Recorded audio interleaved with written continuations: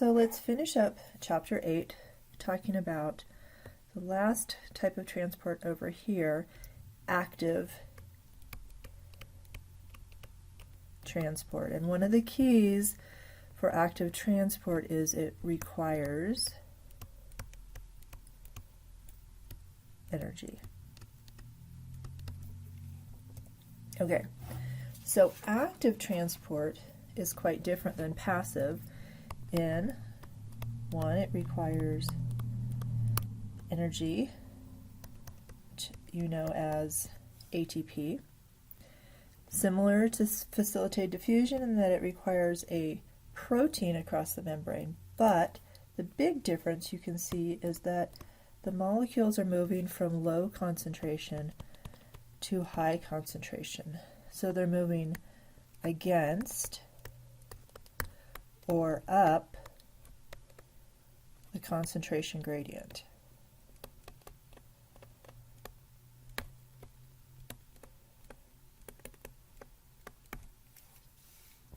Okay.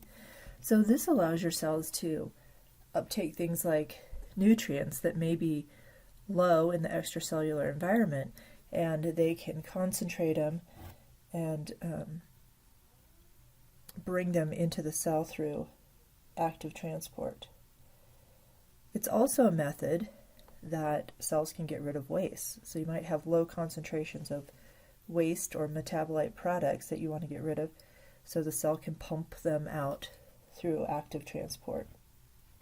And active transport is very important for maintaining the ion concentrations that are quite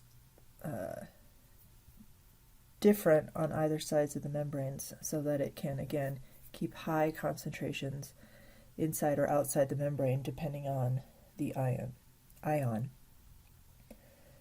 Also, another difference between active transport is it's I'm having a problem.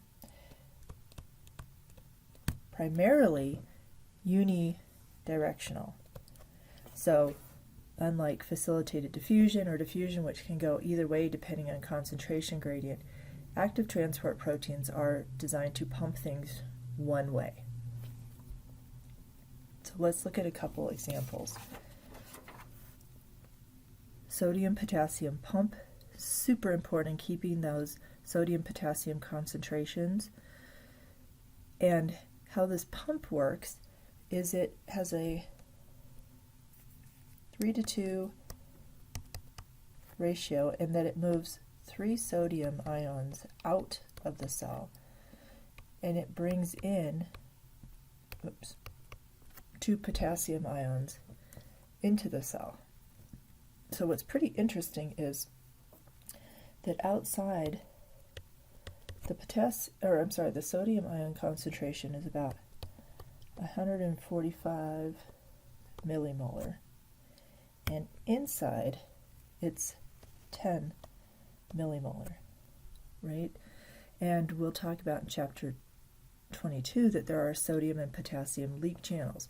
So the sodium wants to come back in, and so the cell has to pump it out. Similarly, potassium is very low outside the cell, but very high inside the cell. So this pump is essential in keeping these extreme concentration differences. Okay. Right here, it shows it requires ATP. So what's happening is that the sodium-potassium pump is binding 3 sodiums on the inside of the cell. ATP is the energy to make the conformational change. It releases the 3 sodium ions, captures 2 potassium, and brings the potassium inside. And now it's ready to repeat the cycle. This is also called direct or primary active transport.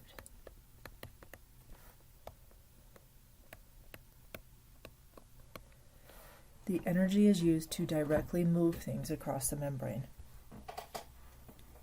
Another example of active transport from your book is the sodium glucose symporter. So you should know now that symporter means two molecule types moving together. Okay, so what's happening here, let's just look at this purple protein for a minute, is that you're actually binding sodium and glucose and moving both of those molecules into the cell, and it's actually a 2-to-1. This picture doesn't show it so well. Sodium to glucose ratio. But you might notice there's no ATP listed here, right? So what's happening is this is an example of secondary or indirect active transport. Okay? Because this process is coupled to our sodium-potassium pump, which we know uses ATP. So the primary active transport here pumps out sodium to make this sodium concentration gradient, and then it's coupled to this symporter, which uses this high sodium gradient to bring in concentrations of glucose that are much lower outside the cell. Okay?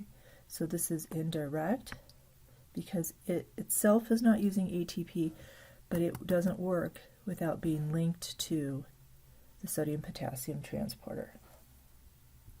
So I have another image that I think shows this a little bit better, right? So primary active transport is our sodium-potassium pump. It's an ATPase, which means it uses ATP. It makes this high sodium concentration. That high sodium concentration drives glucose in through secondary active transport using the symporter. Okay? So primary, secondary active transport, these processes are linked together. They're dependent. This secondary is dependent on the primary. The last part of your chapter talks about the energetics of transport. So remember, whether something's going to move across the membrane or not is determined by its chemical concentration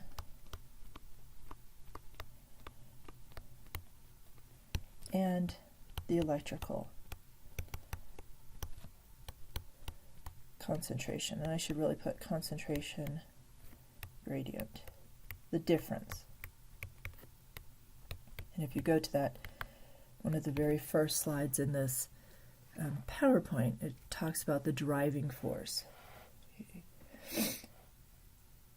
So when we're calculating, what we're going to be calculating is something called deltaG, which you probably learned about in thermodynamics and general biology.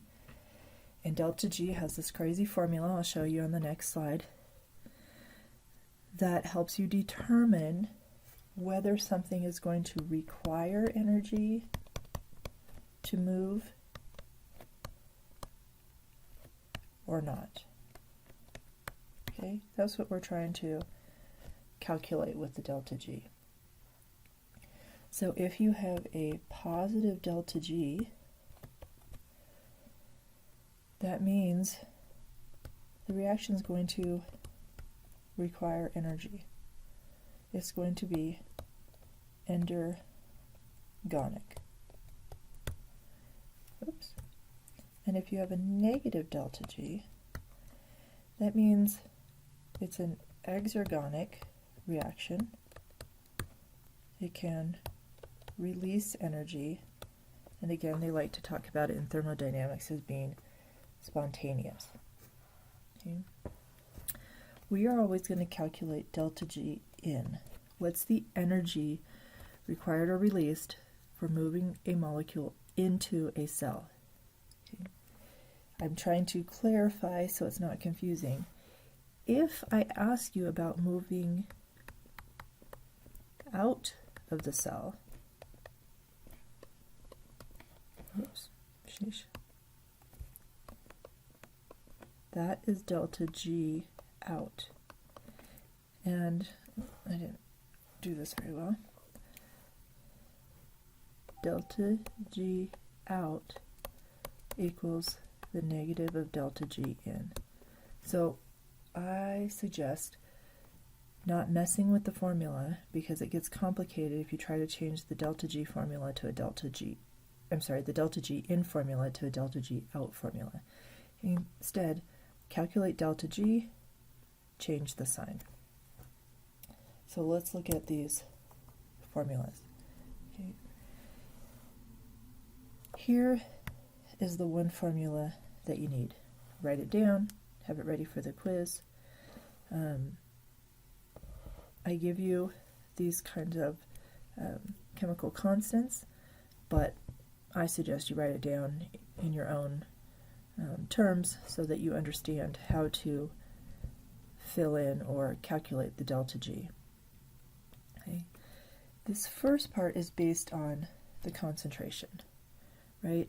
So we have the gas constant, and it's based on temperature, and then it's the natural log of the concentration difference between in and out. So this is delta G in. Okay. Watch your units.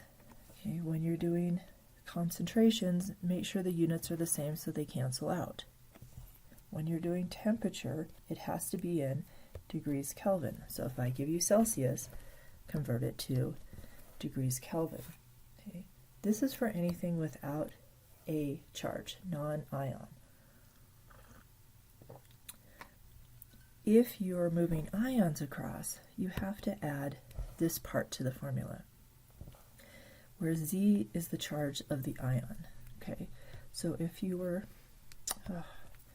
working with chloride, Z would be -1, and sodium, Z would be +1, and say calcium, Z would be +2. Okay. Faraday constant is given here, and the other thing is the membrane potential. To have your units cross out, you need to convert it to volts because most of the time we give membrane potential in millivolts. Okay, so watch your units. Make yourself a nice note so you can do these calculations. Finally, understand that the delta G comes out as calories per mole. I may ask you how many kcals per mole, so make sure you can do those conversions. Right? There are practice problems at the posted in the module. Work through those. Make sure you can do these delta G questions. All right, that's the end of chapter 12. Chapter 8.